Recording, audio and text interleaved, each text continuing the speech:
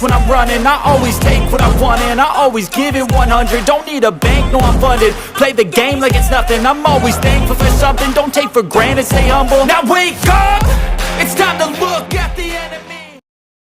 Hi everybody, Ricky here from Behind the Bars TV, and today's guest is Damien Quinn, all the way from Ireland. He's coming on today to tell his story about how he ended up in prison and he turned his life around and he's now trying to help other prisoners. But Damien, I'll hand it over to you if you'd just like to introduce yourself. Hi Ricky, and as you said, my name's Damien Quinn. Really nice to meet you. I've been looking you up since a friend of mine introduced me to Behind the Bars TV. I was really taken aback by the video where you superimposed yourself over the prison cell and kind of gave an overview of what it'd be like on your first night. I thought that was really good. There's a few guys back here that do reviews on booking.com around kind of night stays in police stations and that. Quite humorous, and it was nice actually to see you do something like that, because nobody knows what the first night in prison is like, so it's good to see that. And it's nice to put a little bit of humor in it as well, and just like let people know what's actually going to happen when you get to prison. Absolutely. So where were you born, Damien, and where did you grow up? Originally I was born in Ireland, here on the west of Ireland in Galway, and a place called Abbeynagh. And when I was about 2, then our family moved to the UK. So there was a lot of Irish people working in Manchester in construction and on the roads and that. So that's what our family did. So we've 2 younger brothers, and we grew up in Manchester up until about the age of about 14. And then there was a family breakdown and we moved back to Ireland. So it was a bit of a change. So England, growing up, you know, you had that whole Irish-English thing, you know, a bit of banter or whatever. And then back here, then it was the other way around again. And that was kind of, you know, the straw that broke the camel's back with regards to school. You know, I wasn't taking, having to fight for being English after fighting all my life for being Irish, you know what I mean? So whereabouts in Manchester did you go to? So a place called Wythenshawe, do you know it? Wythenshawe, I've heard of it. I'm not quite sure whereabouts there. Yeah, so Wythenshawe is about maybe 20 minutes outside of the city, a place called Royal Oak. Nice place. Like, it was a lovely place growing up, a real kind of community kind of a element to it. You'd be in and out with your mates' houses and that, doors open. And when I go back now today, like, the doors closed, it's completely different, you know. If you knocked on somebody's door today, they'd be kind of wondering who the fuck you were, like, you know, what you were doing. So a bit like that everywhere now, isn't it? Totally changed. Yeah, so but look, I do go back regular. I go over every now and then, and I go around to see my mates and that, and I've had a few of them back here as well. So we do stay in touch. Like, did you get into much bother when you were a youngster then, living in Manchester? Not really. Like, we'd be kind of messing around on the tracks, messing around in the woods, lighting fires, all that kind of, you know, type of harmless enough, all messing. 1 or 2 brushes with the law, nothing hectic. Nothing major, just stuff things. No, in fairness, like, I was kind of very in school, like, I was doing really well and all that kind of stuff, and I enjoyed school. I wouldn't have been kind of involved in anything too bad, really. It was when I came back to Ireland, like, you know, and tried to fit in and fell in with different people that were up to no good, let's say. That's kind of when all that stuff started. So you moved back to Ireland when you were 14, did you say? Yeah, 14, yeah. So you would have had a bit of a Manchester accent by then, did you? I did, yeah, and I lost it again as well. So that was the thing. So I grew up like being Irish in England, and then I came back here. I was seen as the English fella back here then, do you know what I mean? So I never really fitted in either side of the water, but so yeah. Well, you treat like a bit of an outsider. Yeah, so you get that, then you get people trying to take the piss out of your accent in school, and that then led to fights and all that kind of stuff. And yeah, sure. Did you feel as if, because when you went back to Ireland, you felt like a bit of an outsider? Did you feel as if you had to try and prove yourself to let people know who you were? Yeah, that was a big problem with me, like this whole idea of trying to fit in. It's only now when I'm older, like, I shouldn't really have felt like I had to fit in anywhere. Do you know what I mean? I should have just been myself, and the right people would have come along. I know that now. But like, when I first came over, I was trying to fit in.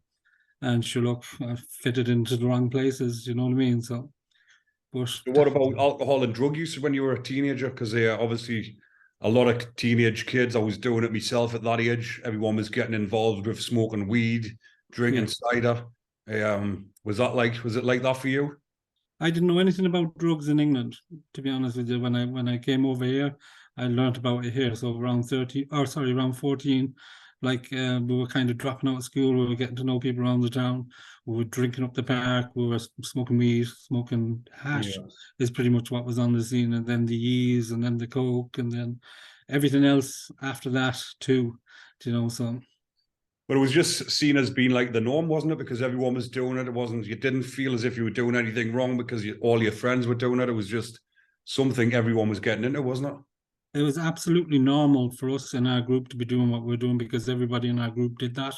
It was only kind of, when it started determining bad outcomes, our door would get kicked in quite regular by the guards, is what they're called here, but it's the police, they'd be booting off our door, searching the house, that kind of stuff, arresting us downtown, searching us on the street, bringing us down to the police station for a search and all that kind of stuff. And then when I eventually got caught, then sure, look, all of them acquaintances that were living the normal life with me started disappearing, So when you were smoking weed and stuff, did you start dealing it as well? Yeah, I was dealing it, moving it, and using it. So we did, I'd say, for the best part of a decade. We kind of developed a bit of a small bit of a network between ourselves, and look, it was all I was interested in. There was a period of time where I became a dad and I wanted to kind of move away from all of that. And I did take a step away from all of that life. Yeah. But when that relationship broke down, then I kind of found, and work dried up, I kind of found myself going back that way. And then I got caught. So, yeah. So were you making, obviously, you would have been making good money at this point, were you? We were, but we were spending good money as well. Spending it as well. Yeah. So like everybody living the fast life. Yeah, look, it was easy come, easy go. Do you know what I mean? I never really seen myself as a career, kind of making a career out of it. I loved partying too much myself to make any kind of a killing at it. Do you know what I mean? If I was sensible about it, more than likely I'd have been well off. But I wasn't. I was just party. You're making money and just partying hard. Yeah. You mentioned you were on the rare E's and stuff. Obviously, that's what we progressed onto as well when we were like 15, 16, taking E's with our friends, going to nightclubs and stuff. Yeah. They're similar for you, was it? Yeah, well, I wouldn't have been. There was actually a year leading up to the millennium where I was taking E's every day, and Christmas of the millennium, I was about 6.5 stone, and we got coke from. It was yellow. It was straight from the jungle. We were partying all that day, and I burst a blood vessel in my nose and I collapsed. So, I was at death's door. I was like 6.5 stone weight, and I kind of decided when I came around to myself that I had to lay off the class A's for a while. So smoke was kind of what I kind of stuck with for a year or two, but then I started spiraling again into the other stuff. So yeah. But when you're partying like that at that young age, your brain hasn't developed properly, and then it's not until you get older, to our age, you start experiencing mental health, and it's all because of what we're doing back then, isn't it? Yeah, it's sad, and like I suppose today I kind of experience a bit of forgetfulness and that type of stuff. Yeah. Like I don't believe I'm losing my faculties or anything, but like there's certain small things, you forget small things, and I put it down to a lot of that prolonged drug use for sure. Yeah. Yeah, definitely. Because imagine the amount of brain cells you're killing at that young age. You're supposed to be developing them, and you're killing them with drugs, aren't you? Yeah, it's just look, in fairness, it's a decade of my life.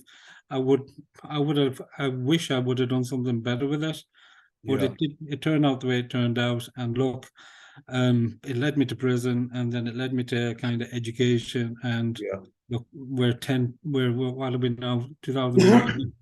2009 I got out, so 2023, like we've had a pathway of progress since then. Yeah, and I'm much happier now than I was in them 10 years, that's for sure. But it's all about the knowledge and passing it on to the younger generation, trying to deter them from doing the same as what we've done. Because, like we've just mentioned, everyone at that age think it's the norm because everyone else is doing it, and a lot of them get into it because of peer pressure.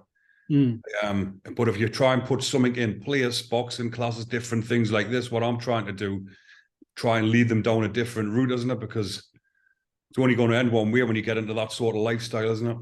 Yeah, well, look, in fairness, like I'm a dad, I'm sure you've children yourself, do you know what I mean? Yeah. That child that I'm talking about is now a man of nearly 21, do you know what I mean? And the last thing I'd want is for him to be experiencing the life I lived and having to navigate the many bad Yeah. situations that I found myself in. So yeah, absolutely. And all of the younger people coming up after us, I'd like better outcomes for them, do you know what I mean? Oh, There's a definitely. concern around that now for me and my everything I do, really. So what age was it when you went to prison, Damien?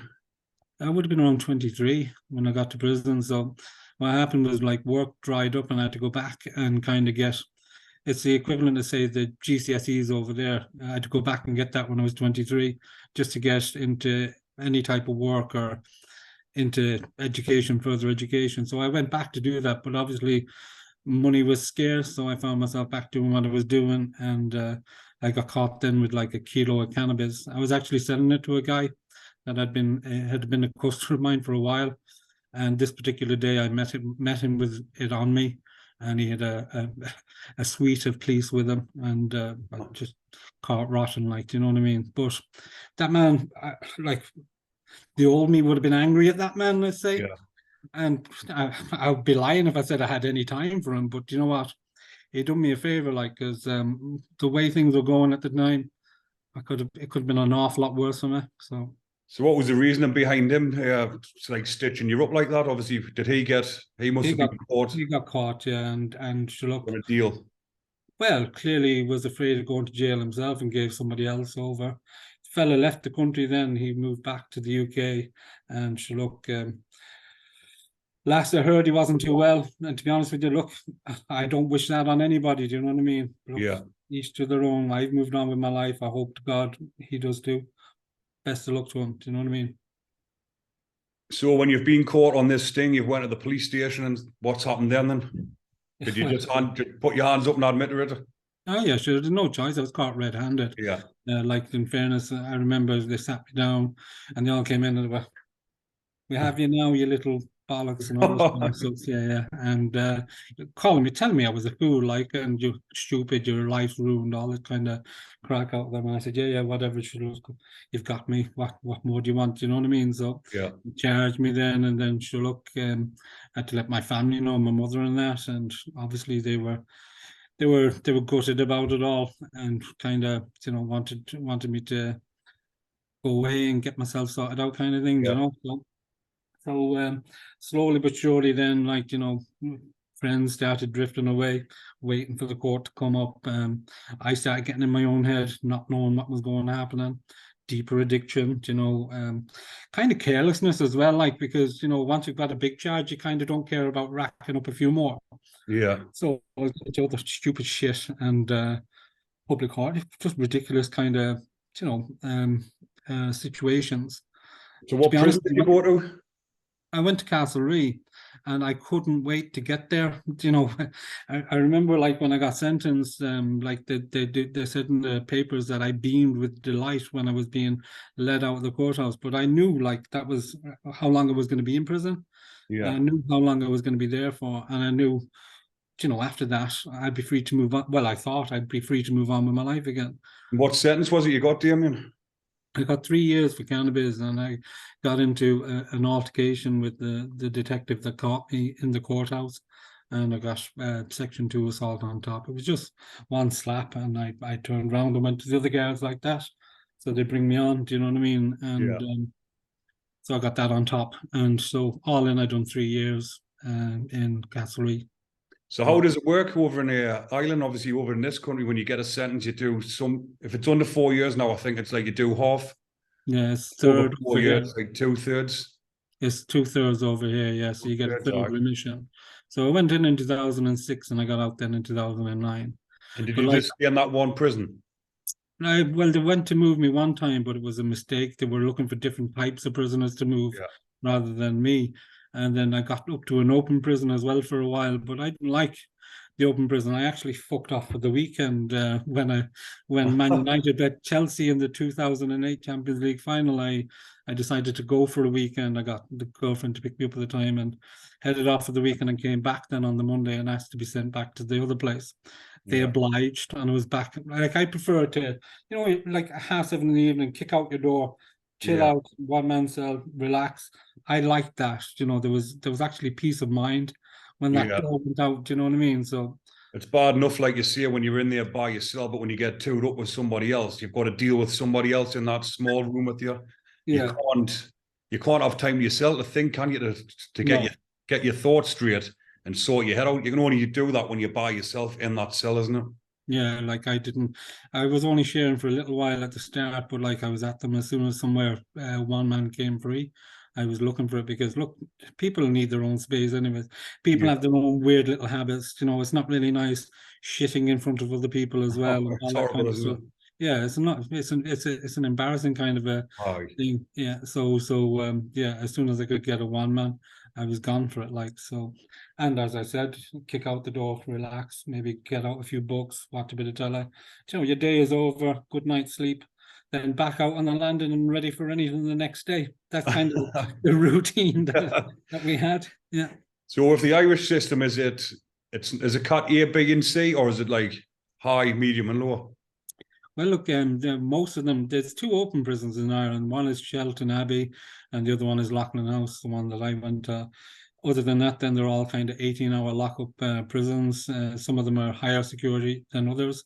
So you got the Mountjoys, you've got the Portlaoise. They're more maximum security prisons. Yeah. But they've also got like training prisons. So where you're coming towards the end of your sentence, where you can get job readiness training and all that kind of stuff.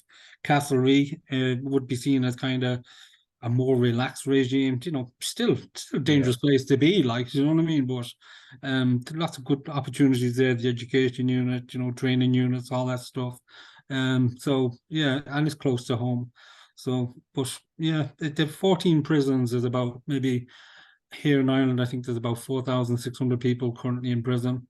I think half of them are doing sentences of less than 12 months. The rest are kind of long term prisons. So yeah, that's kind of an overview. So was there what was it like going in, like, for your first time? Because a lot of my viewers like to hear, a lot of my viewers haven't been to prison, and obviously they like to hear what happens inside of prisons. Like myself, I would like to see the difference between the Irish system and the English system. What is it like? Was there much violence in that prison? Yeah, look, in fairness, I'd have had a couple of fights in there, do you know what I mean? Stuff from the outside that'd follow you in, that type of stuff. You'd see people fighting and getting stabbed and all that kind of stuff. Like, it didn't happen often, but when it happened, there was trouble in the prison and that type of stuff. But like when I went in, like I was actually looking forward to getting in. I'd been in on a few short sentences. I knew I was going to be doing a long one, and I knew there was some opportunity in there to kind of sort myself out, plan for the future, that type of stuff. But when I went in, you go through the committal process. You go in through reception, shower, take off all your clothes, shower, all that stuff, checked for any contraband, that type of thing, and then over to the block, double up with somebody. My own situation was I was kind of coming down on everything. So a bit of hallucination and all that kind of stuff. After getting a bad kicking off the police for what I did in the courthouse. So I was a bit black and blue for a few weeks. And but like once I got in, and the first week over, do you know what I mean? You're kind of settled. Yeah. Yeah, and you just get used to it. Like it just becomes normal. It's a regime, it's a structure that we don't have outside. When you're caught up in chaos and madness, I actually enjoyed the regime, the structure to my day, and I started to feel better in myself as the days progressed. You know what I mean? So it happens with the majority of lads, doesn't it? Like you get inside, most people out here, they're either on drink, they're on drugs. Get to prison and you clear your head and you start seeing things differently. A lot of lads do, but there are a lot of lads that just go in there and they're just off their heads on drugs every day. But the ones like yourself that really want to change and sort your head out, prison can actually help you out massively, because there's lots on offer as well, like education classes and stuff. Yeah, that was the thing. Like, look, day to day, Monday to Friday, like there was, you could go to like a computer workshop in the morning if you wanted to. You could go to the education unit in the afternoon, gym of the art in the evening. That was my kind of 5 day week, let's say. And then there's a mixture of the art and the gym at the weekends. Do you know what I mean? But like there was loads of good courses in there. Like I didn't have much of an education going in. I was smart. I've always been some ways smart, like, do you know what I mean? But I never had the opportunity to continue it because look, I couldn't afford to go to education. So I had it in my head this 3 years would be like a same length of time as going to college was what I had in my head. So any opportunity to do anything right in there, I took. And all the boys see me doing it and got me doing it. I had friends there that I would have relied on really, really heavily for educational support, really smart people as well. And then when you hear about them after, you know, being dead or right back to where they started, you know what I mean? That's something that has always kind of bothered me because they had so much potential and they just couldn't get a break when they got out, like, you know. Is that when obviously when you were in prison, you seen like you wanted a better future and you just totally said, right, that enough's enough. You Yeah, want to but like, sort your life out. yeah, well, like I had the son there, and I was making him all the promises. You know what I mean? I promises I wouldn't be away from him again. You know, we'd do our time, we'd see it through, and we would have a better future. Like they were promises that I made to my boy. Do you know what I Yeah. mean? And I wanted to stand by them promises. And my family, you know, like there was people around the town that I liked and looked up to and respected or whatever, you know, and I wanted to rebuild that trust and all that kind of stuff, but when I got out, like I believed that I was going to hit the ground running. Do you know what I mean? Because I'd done all this work on myself. But it was actually when I got out that was when the real punishment started. You know, trying to get a house, no. Garda vetting. Trying to get a job, no. Trying to get into college, no. Trying to volunteer, no. Like that was a constant there for about maybe 5 or 6 months. I was spending all the dole, as we call it back here, Yeah. going around knocking door to door, looking for jobs here, there, and everywhere, getting nowhere, coming home then to an empty fridge, you know, bills on the floor, trying to pay rent, you know, doing everything I possibly could to try and start again. And it just wasn't working out. So I started creeping back into the life, got a load of stuff, and found myself right back to where I started in a very, very short period of time. And I was actually in a worse situation than before I went in. You know, everybody was looking for me, like, do you know what I mean? And I didn't want to be doing what I was doing and had no interest in it. And I had to get out of the country then for a little while. So I went onto the continent for a bit with a family back here that does construction work, say, globally. Right. And went with them for a while and didn't really like the work, let's say, let's put it like that. And then I headed back to the UK for a bit. Got to the UK, got a bit of a job over there in a debt management company of all things, and giving people financial advice. And I upped my eyeballs in debts for drugs. You know what I mean? Crazy stuff. And then, do you know what happened then was the prolonged drug use had got to me, psychosis, drug-induced psychosis, Yeah. started setting in, and I spent 3 months then walking the streets of Manchester until my father found me and sent me back, and then I had to go in and start recuperating from that, and it took a good maybe 6 to 8 months to come over that, get over all of that stuff again. Yeah. And then I was back home, and then I was back home where I was from, back home where all the trouble started, accountable to a load of people that I didn't want to let down again. And Yeah. that was the beginning of a different kind of a journey, let's say. So how old were you at this point when you got back to Ireland? I was around 26, 27, yeah. So what was happening at this point when you got back to Ireland then? Same thing, like I was back around. I had a shopping bag with all my clothes in it, very little means, you know what I mean? I'd given up on trying to look for work because everywhere I tried, it was getting me down. And you know, I kind of what I started doing was I started going for long walks, you know, trying to do a bit of In your head. fitness. Yeah, clear the head, a bit of fitness, then started Yeah. to develop and all that kind of stuff. Got into a bit of training then. And then I found a course, like a college course. It was run by a company called Equal Ireland. And basically what they do is they provide second chance education to people that missed out on earlier opportunities.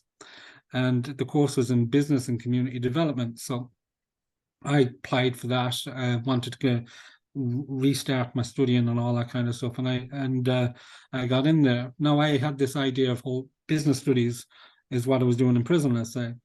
And I never really knew about community development until I started this course. But then when I heard about this process of empowering marginalized individuals, empowering marginalized communities, I really got that straight away, because I was a marginalized person. Do you know what I mean? Yeah. I grew up from disadvantaged circumstances. I was additionally disadvantaged because I had negative labels around my name and all that kind of stuff. So that really, really resonated with me at the time. So I started the course, and I was about maybe 3 months into that then. And I bumped into a friend that was pissing and moaning about all the work he had for doing. He had a couple of jobs, and I said, "Yes, I wish I had the same complaint." And he said, "Well, look," he said, "I'll try and get you in down there." So he did, and he got me in down there. It was in an overnight distribution company, and started working on the floor and all that kind of stuff. And then I was able to pay for further studies. Yeah. So things started to kind of slowly improve from there. And it's like in that job, I became a manager. There was other guys then around the town that had a similar background to me, couldn't get work. I got them in down there. Yeah. Got them employed, and all of them fellows are still working today, like, so that kind of. So are you still in that job now then? No, I moved from that job and I went into an auctioneer's. Then I went working in an auctioneer's. So I stayed in that job for a long period of time. I went right up to level 8 in my studies. I paid for all that. Yeah. But when I got my honours degree in business, social enterprise, leadership and management, and I was a manager of this distribution company, I said, you know what, I'll go looking for work again now. And you know what, 10 years later, same old shit. What happened there? Do you know what I mean? Drug conviction, fighting, all that kind of stuff. Couldn't get a job anywhere. So the only person that was willing to give me a chance was an auctioneer. And I worked with that man then for 4 years. His name is Pat Callanan. Still very good friends now. But he actually Googled me the week after starting, and seeing about kind of the altercation with. I said, that's only a bit of it. I said, look, I'll tell you the rest. I told him the rest, and he just said, look, he said, you've been upfront and honest. He said, I'm just letting you know I know, kind of thing. And he said, you know what? He said, look, we all have things in our past we're not very proud of and we'd like to forget about and move on from. He said, you seem to know what you're doing, so let's give it a go. Like, so I stayed with him for 4 years, and had really good time with him. Like, in fact, one time I was asked to speak at the launch of a government strategy, which was the Working to Change Social Enterprise and Employment Strategy, which targets creating employment opportunities for people on probation and the criminal justice system. And the news, RTE News, actually came out and filmed us in his office, and he spoke on camera about his experiences of working with me, despite my background and all that. And it was really, really cool. The national news coming out, and and he didn't have to do any of that. Like, do you know what I mean? Like, it wasn't relevant to his business, but he wanted to do that. He wanted to support the change, and he did play a big, big part in my journey. Do you know what I mean? And I'll always be grateful to him for that. So, But if you're not given a chance when you come out of prison, how are they supposed to rehabilitate people? If someone's in the life of crime like you were yourself, and you're not getting the help and the support, what do they expect them to do if they're prone or they're used to that sort of lifestyle? They're going to go backward eventually, like you did yourself, isn't it? Yeah, exactly. So, like, they do say that, like, look, if we treat people like animals in prison, we're going to be letting animals back out onto the street. You know what I mean? Who wants that? Like, at the end of the day, we should be sending, as a society, they should be sending people to prison to sort themselves out and come out as fully participating members of society rather than outcasts. You know what I mean? Because if you remain an outcast, you will do things that are shady. Do you know what I mean? Just to get by. And nobody wins in that situation. It's very backward thinking, that way of thinking that they have. So how did you feel when you got that job? Did you feel relieved that you'd finally been given some hope and you've been given a job and You were Yeah. making a legitimate income. Yeah, well, look, in fairness, like I got that job, and like myself and my partner were planning on a child and all that kind of stuff, and it was never going to happen while I was out working nights, you know. Yeah. So that did happen then when I got that job, and I continued my studies. I went on, and I'd done like actually no, I was going to walk away from studies. That's what happened. So I Right. had the honors degree, couldn't use it anywhere. I was thinking I'm after spending thousands and thousands of euros on an education I couldn't use. So I went to an open day and I heard about this lady who is she's a social enterprise development officer with the Irish Prison Service and probation, and she wrote a paper about integrating violent ex-offenders back into the workforce. So Yeah. when I heard that, then I said, you know what, I need to do this same course and I need to get in touch with her. And I did, like, and we've been in touch ever since. And one of the things she planted in my head as a seed was these certificates of employability that people could use, and it'd be a bit of reassurance for an employer that is knowingly giving somebody with convictions a job. So it made perfect sense in my head because I knew I needed some sort of supporting Yeah. documentation when I was looking for work. So, but I didn't know how we'd deliver it. So what happened when I was doing that master's course, I was asked to do another course by Equal Ireland around kind of recognition of prior learning, mentoring, and facilitation. So what recognition of prior learning is, it looks at your experiential learning, you know, stuff you learn on the street, wherever, and your unaccredited learning. And if that learning matches taught outcomes of courses, is validated and certified by educational bodies. So when I said, seeing how it worked, you know, you gather the evidence, hand it over to be assessed, and then brought up to speed or up to a level of education. I said, why aren't we using this for disclosure? You know, so what we developed is like kind of a peer mentoring thing where people that have been through the system will gather the information, build a portfolio of commitment to change, you know, all of the steps out of a life of crime we've taken, and handing it over then to the criminal justice sector to assess and validate and certify right up to date, not into the future, because nobody can guarantee rehabilitation for anyone. But Yeah. you can prove with certainty that right up to date, this individual is doing all the right things and it has a value. Yeah. So that's kind of what we're working on now today. And what is this called? Is this enterprise thing that you're doing? So we've set up a project called Spira Nua. Spira Nua is the Irish for New Horizon, new beginnings, Right, yeah. starting over kind of thing. And basically what we're doing is we're providing like a mentoring service where we meet with people that are kind of struggling because of the disclosure problem. Like, it's not a disclosure problem for people that don't have convictions, Yeah. but it is a problem for people that do. And so they'd meet with us and they'd kind of do a bit of kind of interview preparation. We'd develop the portfolios of commitment to change based on a set of benchmarks set out by the criminal justice system. So they'll set the standard and we'll do a write-up on how them standards are being met through everyday practices, new practices that the person has developed.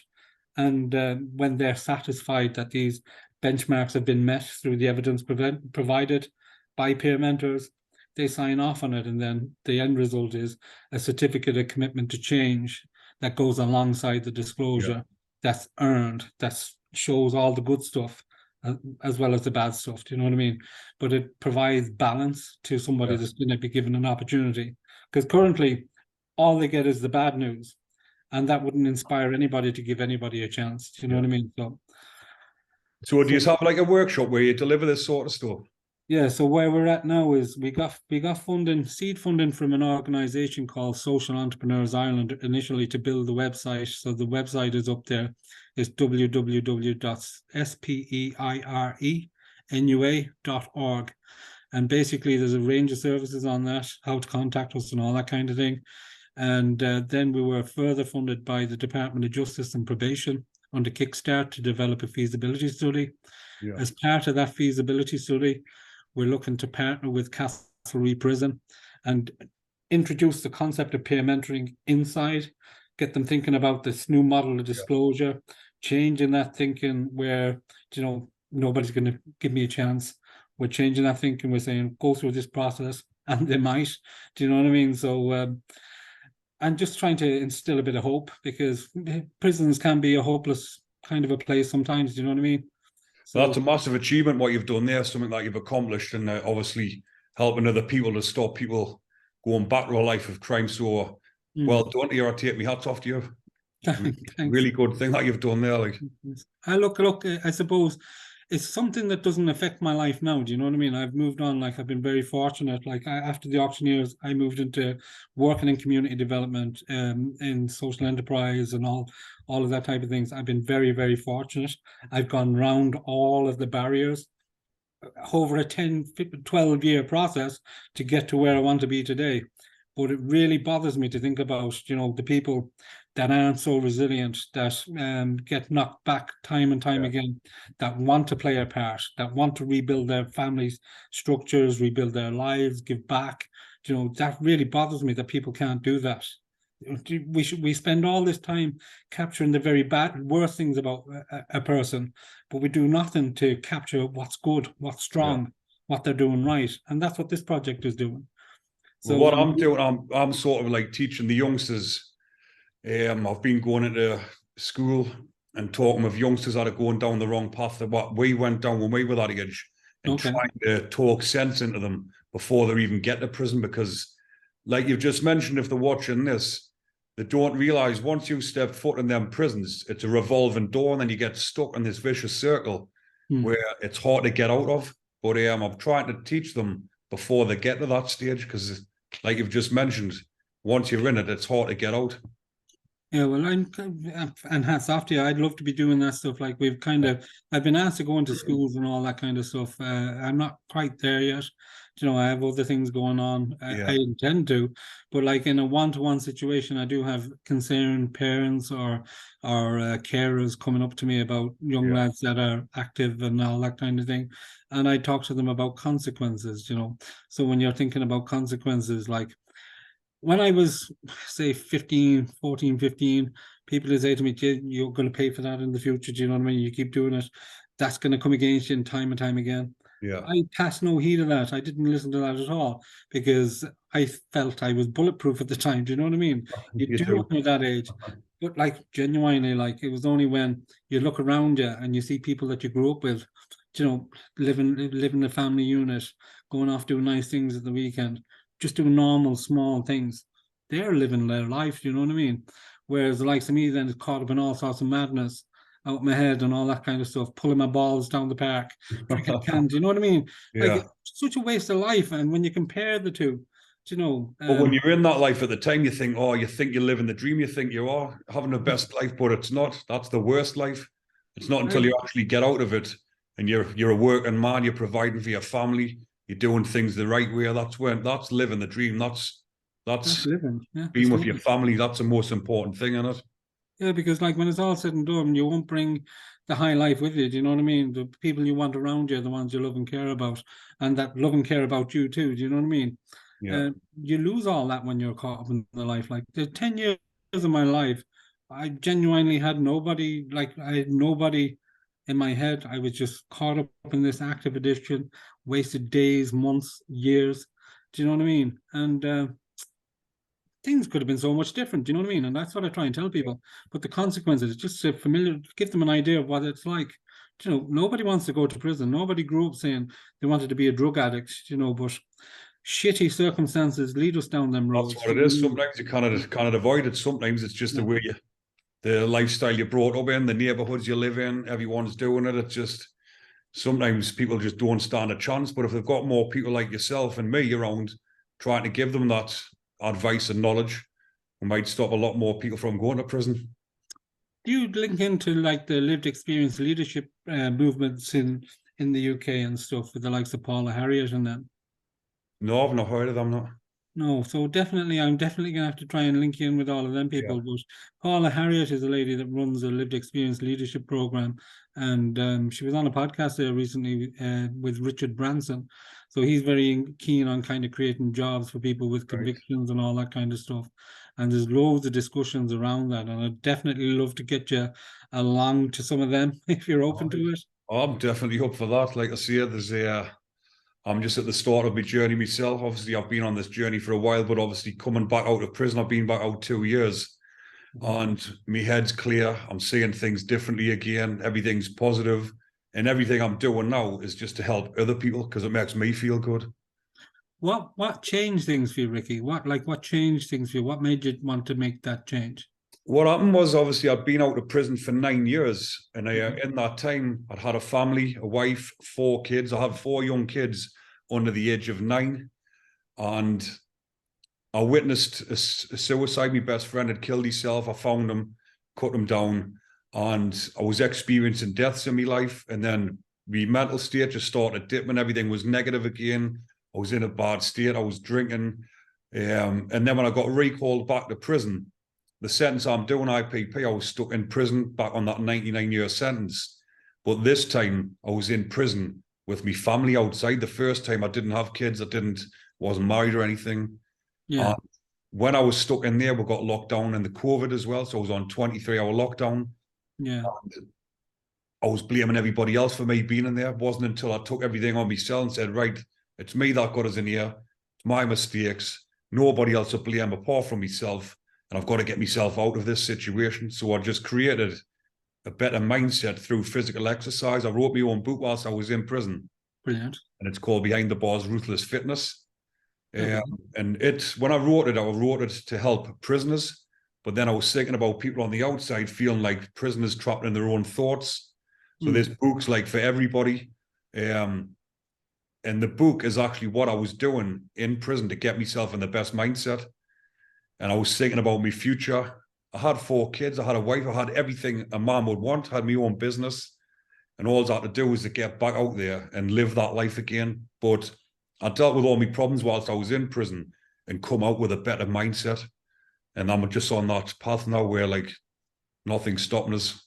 Yeah, and more wind to your sails.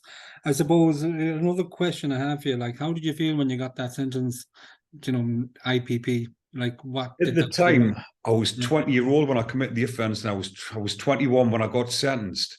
Mm. But because of the mindset I was in at first, I wasn't really that bothered because I wanted to go to prison because I was in the mindset of that when I was younger. Yeah. But I didn't really realize what that sentence was until I'd been in for a few months.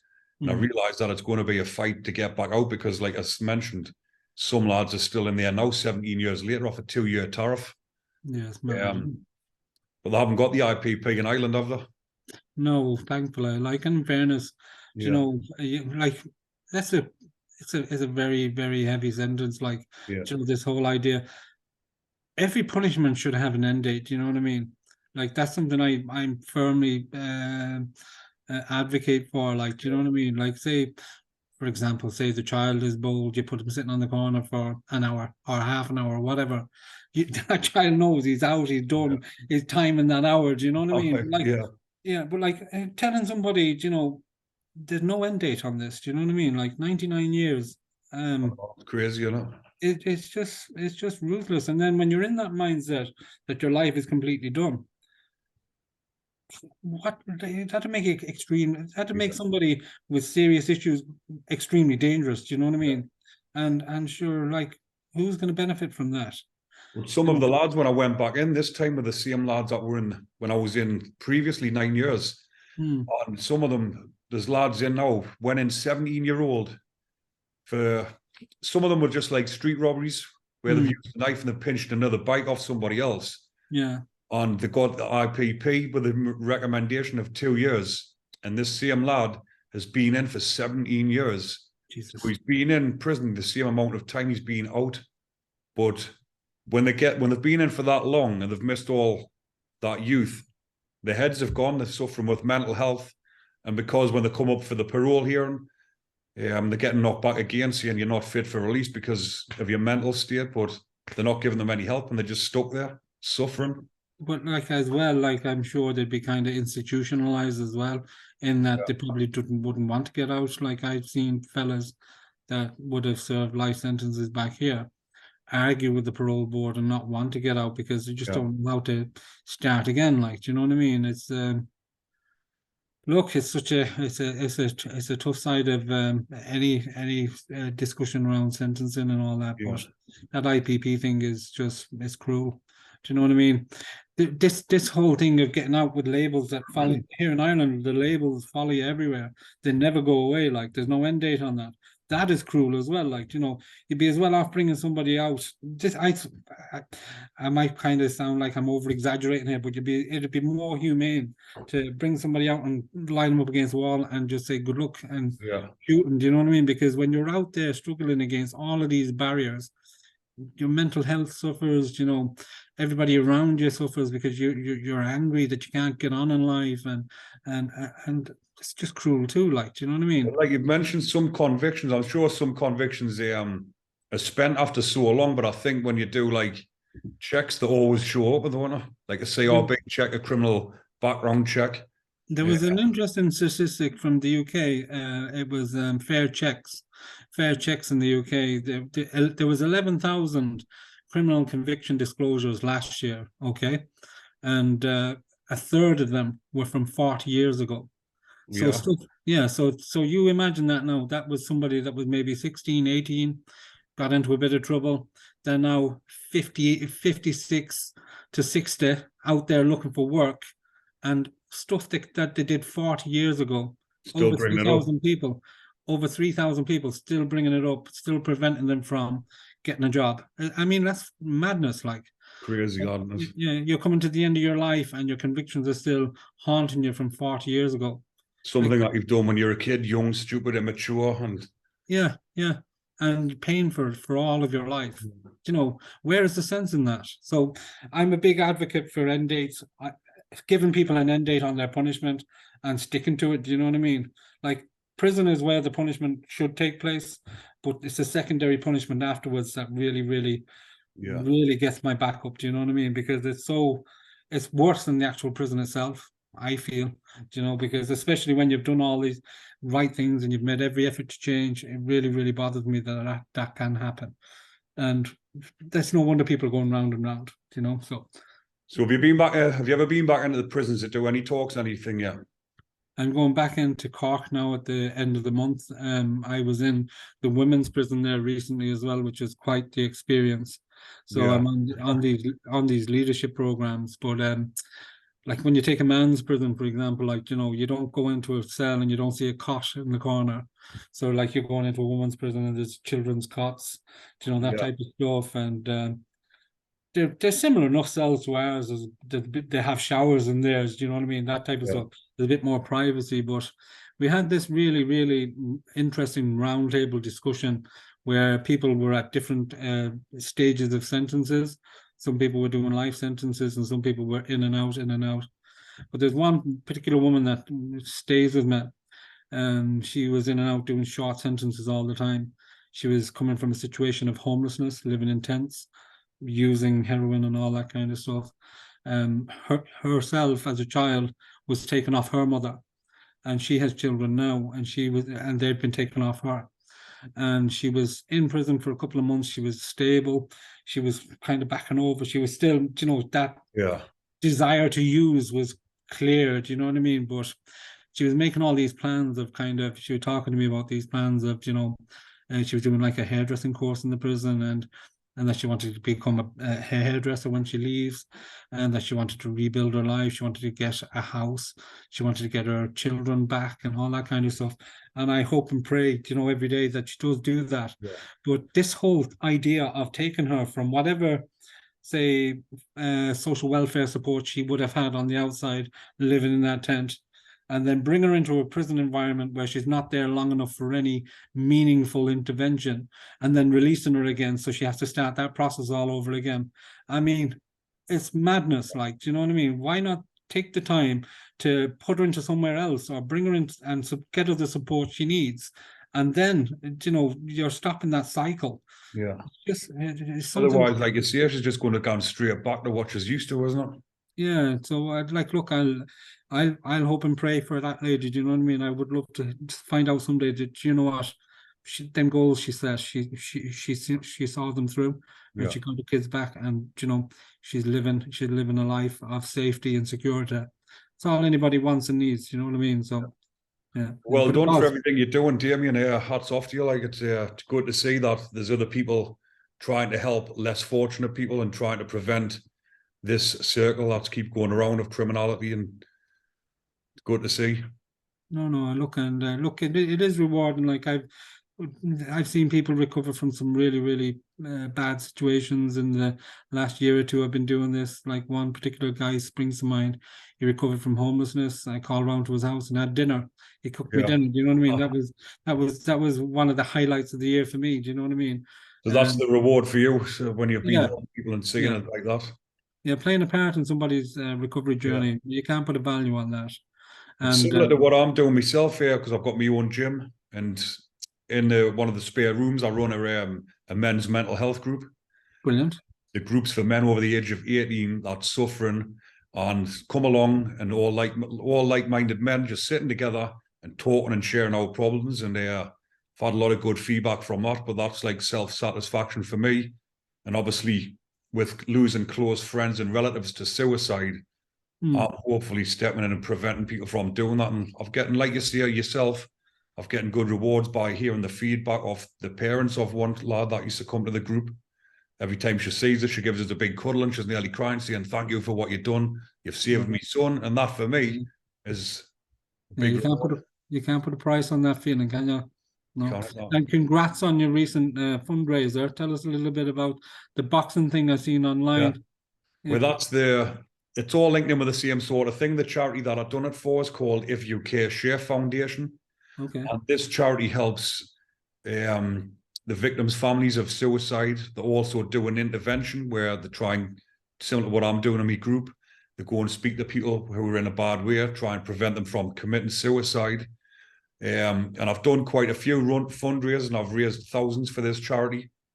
But the last one, I had a charity boxing match in December, and I raised nearly £1,500 for it. Fair play. Well done. The boxing match was something I've always wanted to do from a young age, but because of my lifestyle, I've never getting round to doing it. So now, 37-year-old, I think never too old, tick it off the bucket list, went in, had a fight, and I won. Well done. I'd say it wouldn't be the first fight you won in your time. First one in the ring. In the ring, yeah, legit. Yeah, no, it's wonderful. Like, and look, when I get over, I'd love to kind of look you up and meet you in person. Definitely. And all of these kind of different projects we're kind of working on here, I do intend to kind of bring it to the UK too, and would love to link in with you down the road as well. What I'll do, I'll put all of your, if you send us the links, I'll put your links in the description. So if anyone wants to go and check it out, anyone in Ireland that needs help, go to the description and have a look at the links. Brilliant. Hopefully help a few people. Absolutely, yeah, absolutely. But is there anything you would like to add, Damien? No, I'd really like to say thank you for having us on, you know, and look, more power to you and what you do. Thanks for raising a bit of awareness for what we're doing, and I wish you all the luck in the world. Yeah, we're here from the West Coast, so nice one. But on my podcast, I always finish with one question, and that's to what would you say to the youngsters now going down the path that us ourselves went down, to try and prevent them from doing the same as what we done? Never feel like you have to fit in.